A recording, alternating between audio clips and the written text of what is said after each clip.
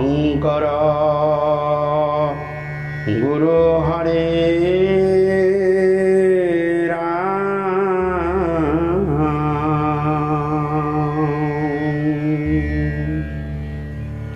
শ্রীকৃষ্ণায় নমঃ।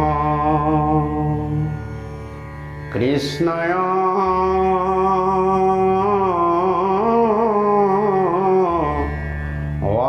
বাসুদেবায়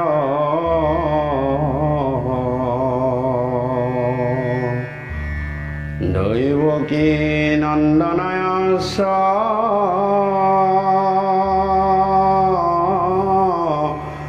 নন্দ গোপ কুমারায়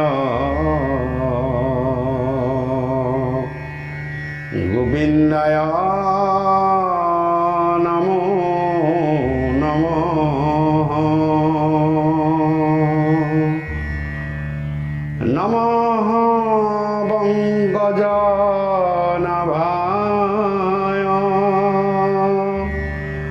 নমঃ পঙ্কজমালিনে নমঃ পঙ্কজনেত্রায়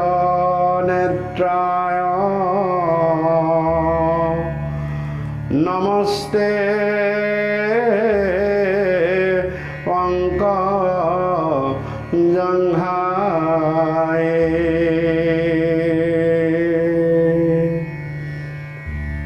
বসুদেবং সুতং কৃষ্ণং কংস সানুর মর্দনম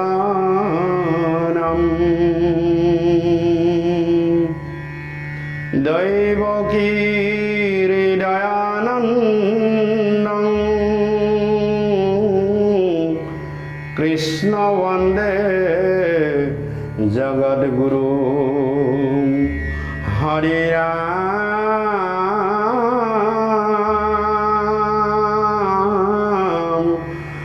রাম রাম রাম রাম।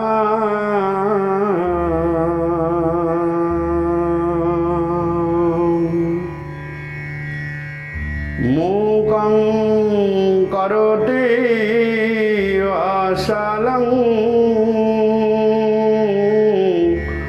পঙ্গুং লঙ্ঘতে গিরিম যৎকৃপাতমহং বন্দে পরমানন্দ মাধবং বন্দে পরমানন্দ মাধবং বন্দে পরমানন্দ মাধবং। নমো ধুমুরা মথন রাম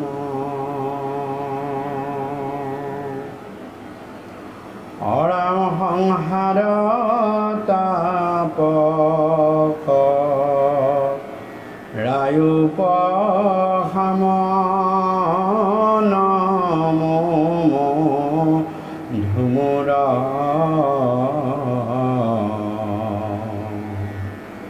মথন রাম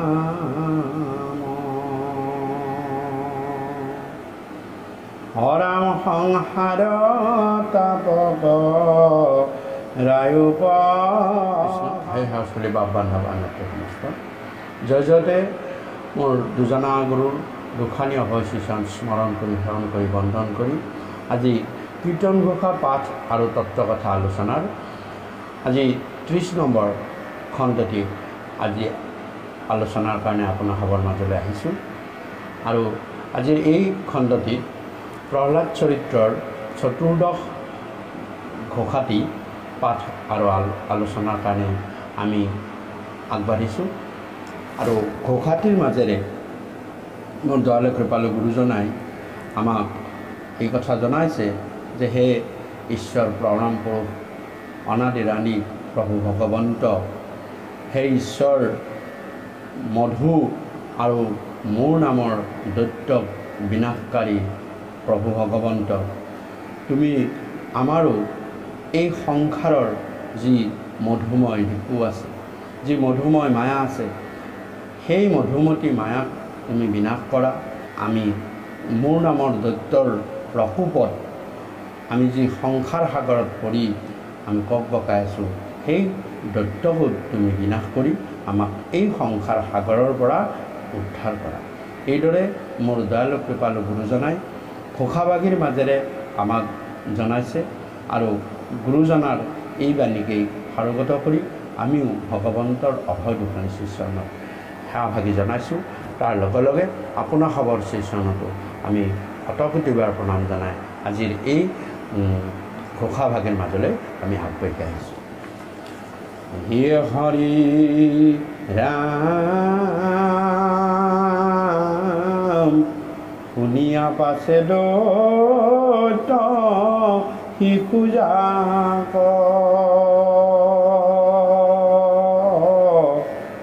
প্ৰহ্লাদ কহেন লীলাবাক,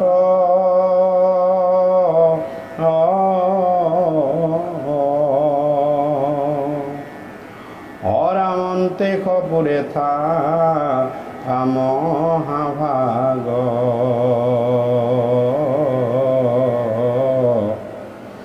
কিমতে পাইলা না ৰদ কলা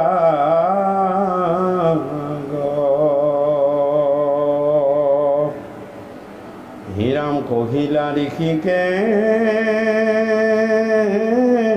নে তত্ত্ববেদ, কৰিও আমাৰ সংশয়ছেদ,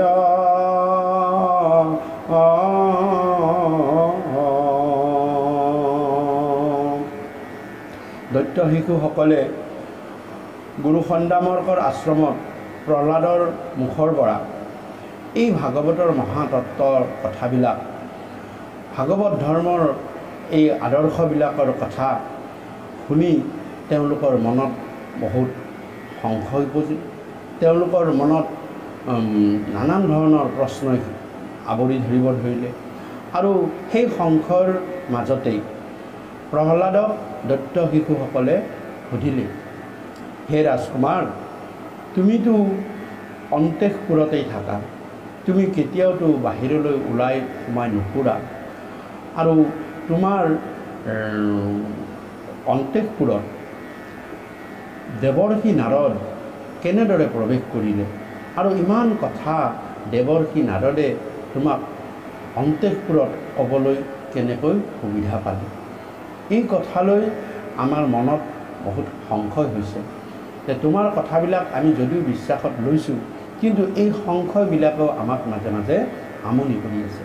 গতিকে তুমি আমাৰ মনৰ এই সংশয়বিলাক ভাঙি পেলোৱাচোন। আচলতে তুমি কেনেদৰে নাৰদক ক'ত লগ পালা আৰু লগ পাই নাৰদে তোমাক কি পৰিস্থিতিত এই কথাবিলাক ক'লে, সেই কথা আমাক কিছু বৰ্ণনা কৰি কোৱা। এইদৰে দৈত্য শিশুসকলে প্ৰহ্লাদক সুধিলে আৰু তেতিয়া প্ৰহ্লাদে সকলো কথা আগৰ পৰা বিৱৰি ক'বলৈ আৰম্ভ কৰিলে। হে ৰাম বুলিলা প্ৰহ্লাদে হে নবচন, শুনা পূৰ্ব কথা বা লোকগণ,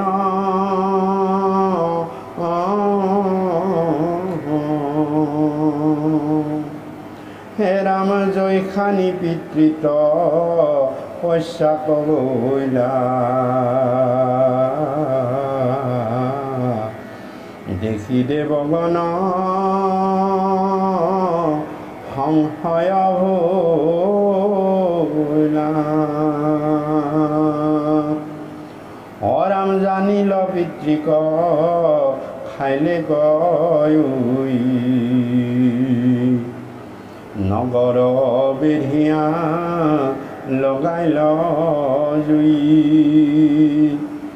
দানৱ গণ ভয় হৈল বৰ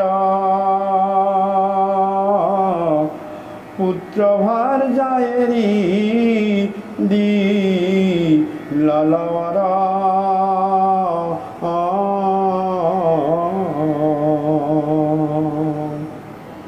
অৰাম মিলিল দৈত্যৰ আপদ ঘোৰ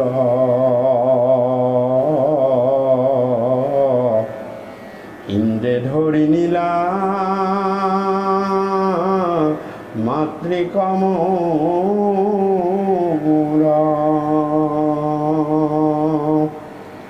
অৰাম আপোন স্থানক নেতয়া জুৰি কান্দন্ত সতীমু সেবস্ত্ৰ জুৰি হেৰাম কৰে আৰ তৰাৱ ৰাজময়ী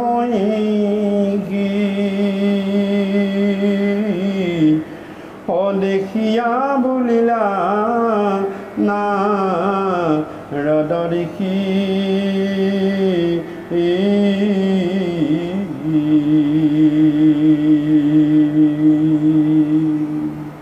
পিতৃ হিৰণ্যকশিপুৱে মোৰ খুৰা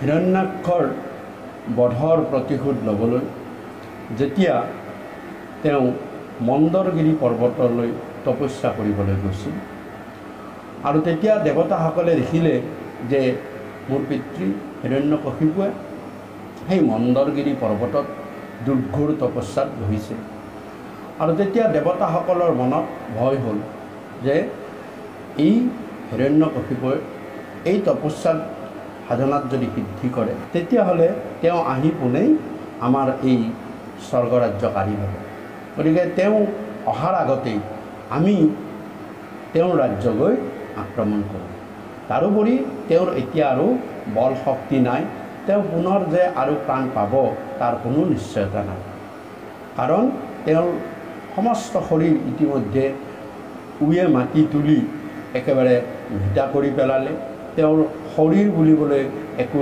নাই গতিকে তেওঁ আৰু আমাক ইমান হতকাই আক্ৰমণো কৰিব নোৱাৰে গতিকে তেওঁ এই অৱস্থাত থাকোঁতেই আমি তেওঁৰ ৰাজ্যখন আক্ৰমণ কৰোঁ এই বুলি ভাবি দেৱতাসকলে আহি কোনো আগ পিছ নুগুনি তেওঁলোকে আমাৰ ৰাজ্যখন আক্ৰমণ কৰিব আৰু আমাৰ ৰাজ্য যেতিয়া আক্ৰমণ কৰিলে তেতিয়া আমাৰ দৈত্যৰ ৰাজ্যত একেবাৰে হাহাকাৰ লাগিব দৈত্যসকলে দেৱতাসকলৰ সেই উৎপাতত থাকিব নোৱাৰি তেওঁলোকে ঘৰ বাৰী সকলো এৰি দিলে পুত্ৰ ভাৰ্যা সকলোকে তেওঁলোকে এৰি হাবিৰ মাজলৈ পলাবলৈ ধৰিলে যিয়ে যেনেকৈ পাৰে দৈত্যসকল দেৱতাৰ ভয়ত পলাবলৈ ধৰিলে আৰু এনেকুৱা অৱস্থাত মোৰ মাতৃ কয়াধুৱে মোক গৰ্ভত লৈ সেই সময়ত গৰ্ভৱতী অৱস্থাত আছে আৰু আমাৰ ৰাজপ্ৰসাদত আহি ইন্দ্ৰই প্ৰৱেশ কৰিলে আৰু ৰাজপ্ৰসাদত আহি প্ৰৱেশ কৰি মোৰ মাতৃ কয়াধুক হাতত ধৰি চোচৰাই তেওঁ স্বৰ্গৰ ৰাজ্যলৈ লৈ যাবলৈ ধৰিলে আৰু মোৰ মাতৃয়ে তেতিয়া মনৰ দুখত শোকত তেওঁ কান্দি কান্দি স্বৰ্গলৈ যাবলৈ ধৰিলে আৰু ঠিক সেই সময়তে দেৱৰ্ষি নাৰদে আমাৰ মাতৃক ইন্দ্ৰই হাতত ধৰি স্বৰ্গলৈ লৈ যোৱাৰ দৃশ্যটো দেখা পালে দেখা পোৱাত তেতিয়া দেৱৰ্ষি নাৰদ আগবাঢ়ি আহি ইন্দ্ৰক বাধা দিলে আৰু দেৱৰ্ষি নাৰদে ইন্দ্ৰক বাধা দি ক'বলৈ ধৰিলে এনেদৰে হে ৰাম ইহাংক এৰায়ে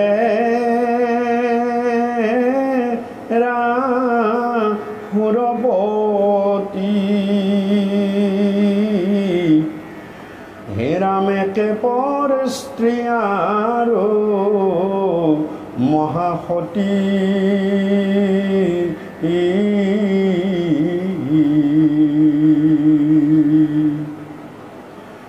অৰাম মাতিল ইন্দ্ৰে নাৰদক পাছে এই ৰয়ুদৰে শিশু এক আছে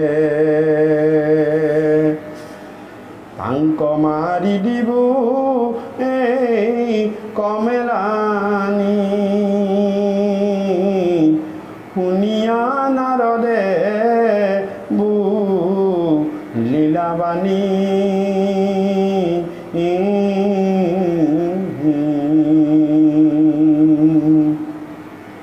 অৰাম নিষ্পাপ পুৰুষ আছে গৰ্ভত সাক্ষাৎ ইতুম ভাগৱত হেৰাম তোমাৰ মাৰিবে নাহি শকতি হৰিলহে নশুনি খুৰপতি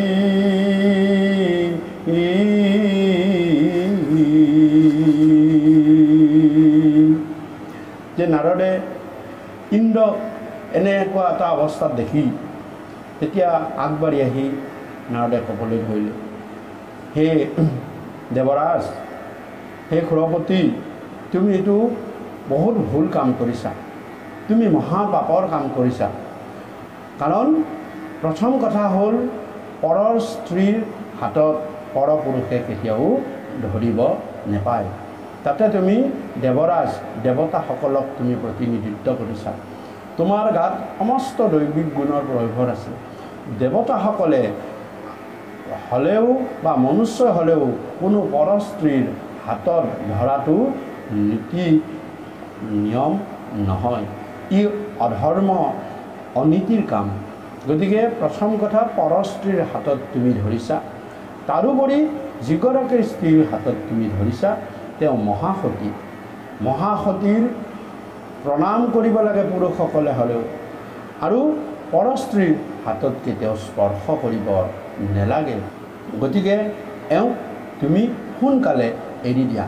এনেকুৱা পাপৰ কাম কৰি তুমি অধোগতি নাযাবা, আৰু এনেকুৱা অনীতিৰ কাম কৰি তুমি দেৱ সমাজৰ কলুষিত নকৰিবা। এইদৰে নাৰদে দেৱৰাজ ইন্দ্ৰক ক'লে।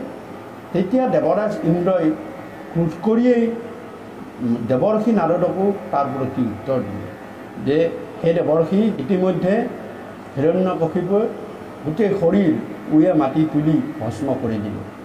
এতিয়া এওঁৰ গৰ্ভত এটি শিশু আছে। মই ভাবিছোঁ যে হিৰণ্যকশিপুৰ গোটেই বংশটোৱেই আমি ধ্বংস কৰি দিওঁ, যাতে অদূৰ ভৱিষ্যতে তেওঁলোকৰ পৰা আমি কোনো ধৰণৰ অশান্তি নেপাওঁ, তেওঁলোকৰ পৰা কোনো ধৰণৰ যাতে আমি আমনি নেপাওঁ। গতিকে এই ভিতৰত যিটো শিশু আছে তাক মাৰি মই এওঁক মেলানি দি দিম, অৰ্থাৎ এওঁক মই বিদায় দিম। এই কথা শুনি নাৰদে লগে লগে ক'লে যে ৰবা, তুমি যি শিশুক বধ কৰিম বুলি ভাবিছা, তুমি কেতিয়াও এই শিশুক বধ কৰিব নোৱাৰা। তোমাৰ ইমান শক্তি নাই, কাৰণ এওঁৰ গৰ্ভত যি শিশু আছে সেয়া হৈছে মহাভাগৱত। গতিকে প্ৰহ্লাদে গৰ্ভত থাকোঁতেই নাৰদৰ পৰা মহাভাগৱত অভিধা লাভ কৰিছিল। ইতিমধ্যে সেই ভাগৱত কথা নাৰদৰ মুখৰ পৰা শুনাই নাই। নুশুনোতেই দেৱৰ্ষি নাৰদে, ভৱিষ্যতদ্ৰষ্টা নাৰদে সকলো কথা গম পাইছিল যে এওঁৰ গৰ্ভত কোন আছে আৰু এওঁৰ পৰানো কি ধৰণৰ কাৰ্য সাধন হ'ব। এই কথা দেৱৰ্ষি নাৰদে গম পাই কৈছিল যে তুমি সেই শিশুক মাৰিবলৈ তোমাৰ শক্তি নাই দেৱৰাজ, তুমি এই শিশুক বধ কৰাটো বেলেগেই কথা, তুমি এই শিশুৰ যোগ্যও হ'ব নোৱাৰিবা। এই শিশুৰ কাৰণেই তুমি অদূৰ ভৱিষ্যতে ভগৱন্ত পুৰুষৰ কৃপাৰ পাত্ৰ হ'ব পাৰিবা, নহ'লে তুমি দুখত তোমাৰ দিন যাব। এইদৰে দেৱৰ্ষি নাৰদে ইন্দ্ৰক ক'লে আৰু দেৱৰ্ষি নাৰদৰ কথাকে ইন্দ্ৰই বিশ্বাস কৰিলে। কৰি কি কৰিলে যে ইন্দ্ৰই কয়াধুক এৰি দিলে। এৰি দিয়াত তেতিয়া নাৰদে কয়াধুৰ প্ৰতি বচন কৰিলে, হে হৰিৰাম এ ৰাম তোমাৰ মাৰিবে নাহি শকতি, হৰাম এৰিল হেন শুনি সুৰপতি,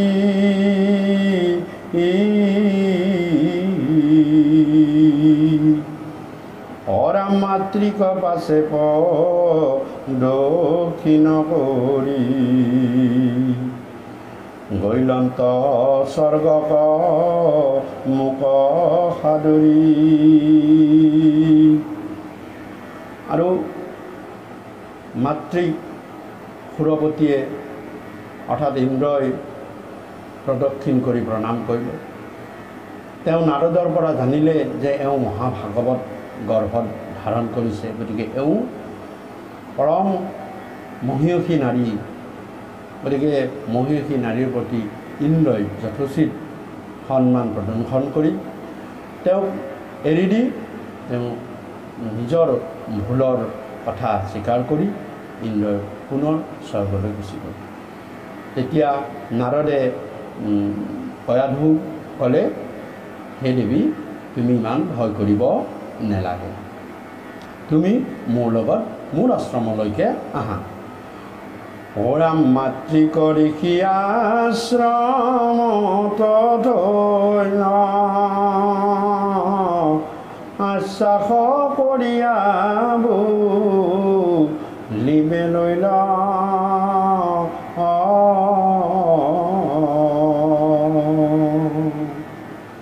হৰাম যাব দেখে নাখে তোমাৰ স্বামী, নিৰ্ভয়ে থাকিব পালিব আমি, শুনিয়া মাৱে ভয় কৰি হৰি, থাকিল ঋষিক শুশ্ৰূষা কৰি,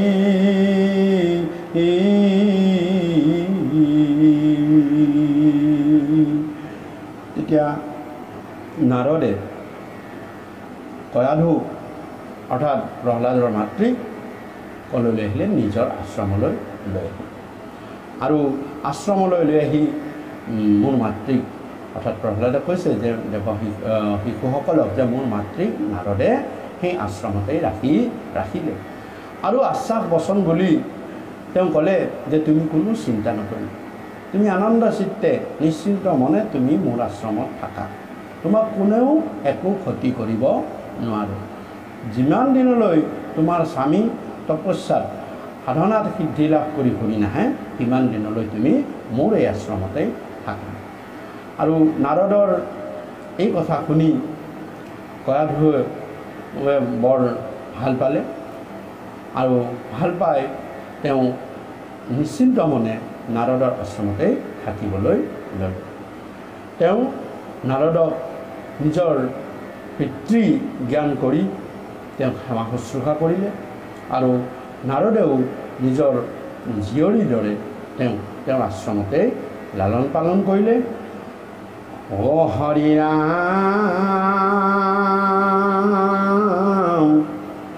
হে ৰাম দয়ালু নাৰদ পিতৃ সমান, মাতৃক দিলন্ত ৰম জ্ঞান,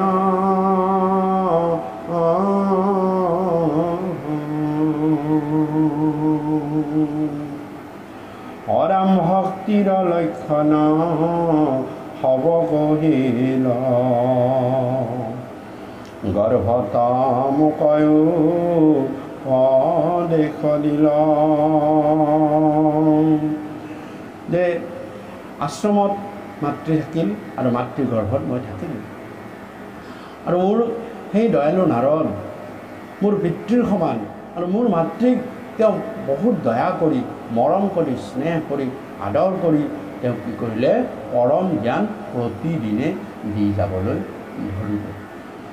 মই গৰ্ভত থাকি নাৰদৰ সেই পৰম জ্ঞান তত্ত্বৰ কথা ভাগৱত জ্ঞান তত্ত্বৰ কথাবিলাক মই একান্ত মনে শুনি যাবলৈ ধৰিলোঁ। গতিকে ইয়াতে এটা কথা বিশেষভাৱে আলোচনা হয় যে এগৰাকী নাৰী যেতিয়া গৰ্ভৱতী অৱস্থা হয় তেতিয়া সদায় সজ জ্ঞান সৎ কথা সৎ আলোচনা শ্ৰৱণ কৰিব লাগে বা কীৰ্তন কৰিব লাগে। তেতিয়া সেই জ্ঞান গৰ্ভত থকা শিশুৱে লাভ কৰে। এই কথা বাৰে বাৰে আমি আলোচনা কৰি আহিছোঁ। বিভিন্ন অনুষ্ঠানত বিভিন্ন ধৰণৰ প্ৰসংগত এই কথা আহে। গতিকে আমি কেতিয়াও গৰ্ভৱতী আই মাতৃসকলৰ আগত কুকথা বা বেয়া আলোচনা বা সংৰাগ আদিৰ কথা কেতিয়াও আমি নকওঁ, যাৰ প্ৰভাৱ তেওঁ গৰ্ভত থকা শিশুটোৱে লাভ কৰিব। তাৰোপৰি আই মাতৃসকলক সেই সময়ত সজ জ্ঞান সৎ কথা ভাগৱত কথা কৃষ্ণ কথা কৈ তেওঁ পৰম উপকাৰ সাধন কৰিব লাগে আৰু লগতে গৰ্ভত থকা শিশুটোকো এনেধৰণৰ জ্ঞানেৰে পৰিপুষ্ট কৰি তুলিব লাগে। তেতিয়া ভগৱন্তৰ কৃপা হয়। ঠিক প্ৰহ্লাদৰ কথাখিনিৰ মাজেৰে এই কথাখিনিকেই আমালৈ গুৰুজনাই উপদেশ আকাৰে আমাক আগবঢ়াইছে। হে ৰাম মাতৃপা সৰিলা হিয়া স্বামী ঋষিৰ প্ৰসাদে মৰৈ আমি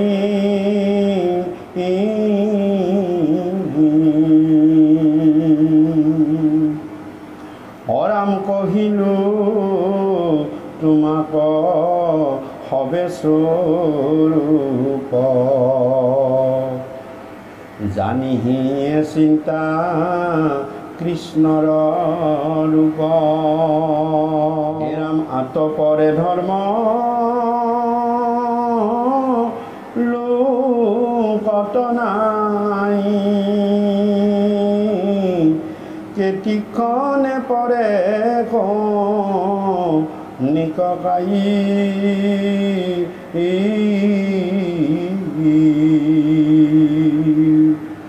অৰামেৰি য়াতয় সম ভাৱ দৃঢ় কৰি ধৰা কৃষ্ণৰ পাৱ। যে নাৰদৰ পৰা এই উপদেশসমূহ মই গৰ্ভত থাকিয়ে লাভ কৰিছিলোঁ। মই ভাগৱত জ্ঞান তত্ত্বৰ কথা ভক্তি তত্ত্বৰ কথা মই নাৰদৰ মুখৰ পৰা মাতৃগৰ্ভত থাকিয়েই লাভ কৰিছিলোঁ।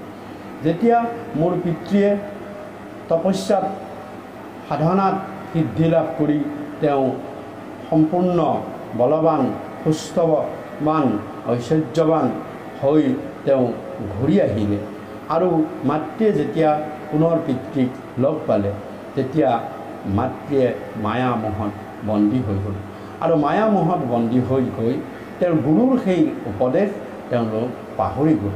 গতিকে আমিও এনেদৰে আমি শিক্ষা অনুষ্ঠানেই হওক বা নিজৰ ঘৰৰ অনুষ্ঠানতেই হওক এইবিলাক বিভিন্ন ধৰণৰ অনুষ্ঠানত আমি কৃষ্ণ জ্ঞান পাওঁ আৰু কৃষ্ণ জ্ঞান পাওঁ যদিও আমি সেইবিলাক সততে পাহৰি যাওঁ। কাৰণ সেইবিলাক জ্ঞানৰ পৰা আমি ভাবোঁ যে আমাৰ যি জীৱন জীৱিকা সেইবিলাক কেতিয়াও নচলে। গতিকে সেইবিলাক কথা আমি মনত ৰাখি কোনো লাভ নাই। এইবুলি ভাবিয়ে আমি সেইবিলাক কথাত বিশেষ গুৰুত্ব নিদিওঁ আৰু নিদি আমি মায়া মোহত বেছি আবদ্ধ হৈ পৰোঁ। যিবিলাক আন অৰ্থনৈতিক টকা পইচা বা জীৱন জীৱিকা চলাবলৈ যি টকা পইচা লাগে সেইখিনি হৈছে উপাৰ্জন, বাকী অৰ্জন হৈছে নাম পৰঞ্জন। এই উপাৰ্জনে এটা সময়লৈকে অৰ্থাৎ এই সংসাৰত থকা সময়খিনিলৈকেহে উপাৰ্জনে কাম কৰে, কিন্তু অৰ্জনে জন্ম জন্মান্তৰলৈ এটা জীৱক খুব সুন্দৰভাৱে চলি যোৱাত বা জীৱ তাৰ উত্তৰণ ঘটাত কাম কৰে। গতিকে মোৰ প্ৰহ্লাদে কৈছে যে মোৰ মাতৃয়েও যে পিতৃ অহাৰ লগে লগে এইবিলাক কথা পাহৰি গৈ তেওঁ পুনৰ মায়া মোহত আবদ্ধ হৈ পৰিলে। কিন্তু নাৰদৰ কৃপাত, দয়ালু পিতৃ সমান নাৰদৰ কৃপাত মই এই কথা কেতিয়াও পাহৰি নগ'লোঁ আৰু সেই কথাবিলাককেই স্মৰণ কৰি মই তোমালোকৰ আগত সকলো কথা কৈছোঁ। গতিকে মোৰ গুৰু হৈছে নাৰদ। এইদৰে প্ৰহ্লাদে দৈত্য শিশুসকলৰ আগত ক'বলৈ ধৰিলে। নাৰদে মোক ভক্তিৰো বহুত লক্ষণৰ কথা কৈছে যে নাৰদে কেনেকুৱা ধৰণৰ ভক্তিৰ লক্ষণ আছে, ভক্তিৰ কেনেকুৱা ধৰণৰ ভাগ হয় বা ভক্তি প্ৰকৃত ভক্তি এবিধেই ই কেনেধৰণৰ বহুবিধলৈ গুচি যায়, এই বহুত তত্ত্ব কথা নাৰদে মোক কৈছে। গতিকে ভগৱন্তৰ কৃষ্ণৰ গুণ নাম মুখে লোৱা, কৃষ্ণ কথা শ্ৰৱণ কৰা আৰু হৃদয়ত কৃষ্ণৰূপ ধাৰণ কৰা, এয়াই হৈছে প্ৰকৃত মানৱৰ প্ৰকৃত ধৰ্ম। তাৰোপৰি কেতিয়াও ভগৱন্তৰ নাম গুণ নেৰিবা, কাৰণ কোন সময়ত এই দেহা পৰে তাৰ কোনো ঠিকনা নাই। আমি ইটো উশাহৰ পিছতেই সিটো উশাহ ল'ব পাৰিম নে নোৱাৰিম তাৰ কোনো নিশ্চয়তা নাই। গতিকে এই দেহটোক লৈ কেতিয়াও অহংকাৰ নকৰিবা, কাৰণ দেহটো একেবাৰে ক্ষণভংগুৰ। ই জলৰ বুদবুদ যেন জীৱন। জলৰ বুদবুদ হৈছে যে পানীত যি বুৰবুৰণি উঠে, সেই বুৰবুৰণি সদৃশ আমাৰ জীৱনটো। এই পানীৰ বুৰবুৰণি খন্তেকীয়া, অলপ সময়ৰ কাৰণে উঠে আৰু তাৰপিছত ই তৎক্ষণাতে ভাগি যায় আৰু পানীৰ লগত মিলি যায়। ঠিক তেনেদৰে মানৱ জীৱনটো তেনেকুৱা। গতিকে সুবিধা পাওঁতে হৰিনাম লোৱা আৰু সকলো অহংকাৰ বাদ দিয়া। ধন জন টকা পইচা সা সম্পদ সমস্তখিনিৰ অহংকাৰ বাদ দি একমাত্ৰ কৃষ্ণৰ পাৱত ধৰি, কৃষ্ণৰ শ্ৰীচৰণকে স্মৰণ কৰি, কৃষ্ণৰ দাসৰো দাস বুলি ভগৱন্তৰ নাম গুণ স্মৰণ কৰা আৰু নিৰ্ভয়ে জীৱন আগবঢ়াই নিয়া। এইদৰে মোৰ দয়ালু কৃপালু গুৰুজনাই আমাক ঘোষাভাগীৰ মাজেৰে উপদেশভাগীও আগবঢ়াই আমাৰ প্ৰহ্লাদ চৰিত্ৰৰ এই চতুৰ্দশ নম্বৰ কীৰ্তনভাগী ইমানতে সমাপন কৰি মোৰ দয়ালু কৃপালু গুৰুজনাই বুলিছে, হে ৰাম কৃষ্ণৰ কিংকৰে কয় শংকৰে, বোলা হৰি হৰি মস্তনৰে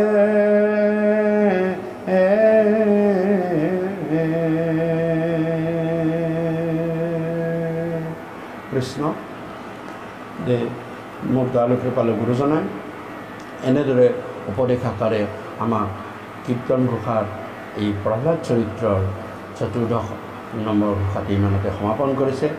সেয়াস্থলী বা বান্ধৱ আই মাতৃ সমস্ত আমি অজ্ঞ হৈ আমি এইখিনি মহান কাম কৰিবলৈ আগবাঢ়ি গৈ আছোঁ। আপোনাসৱৰ কৃপা, আপোনালোকৰ আশীৰ্বাদে আমাৰ শিৰৰ ভূষণ। গতিকে আপোনাসৱৰ শ্ৰীচৰণত আমি শতকোটিবাৰ প্ৰণাম জনাই এনেদৰে কৃষ্ণ কথা আপোনাসৱৰ সৈতে আলাপ আলোচনা বা বিশ্লেষণ কৰিবলৈ যাতে মনত ভক্তি পাওঁ, দেহত শক্তি পাওঁ, তাৰ কাৰণে আপোনাসৱে আশীৰ্বচন তুলিব। আৰু ইয়াৰ লগে লগে আমাৰ কীৰ্তন ঘোষা পাঠ আৰু তত্ত্ব কথা আলোচনাৰ 30 নম্বৰ খণ্ডটি আমাৰ ইমানতে সমাপন হ'ল। আমাৰ এইখিনি পাঠ বিশ্লেষণ আলোচনাত অনেক কিবা ভুল ভ্ৰান্তি দোষ অপৰাধ হ'ব পাৰে।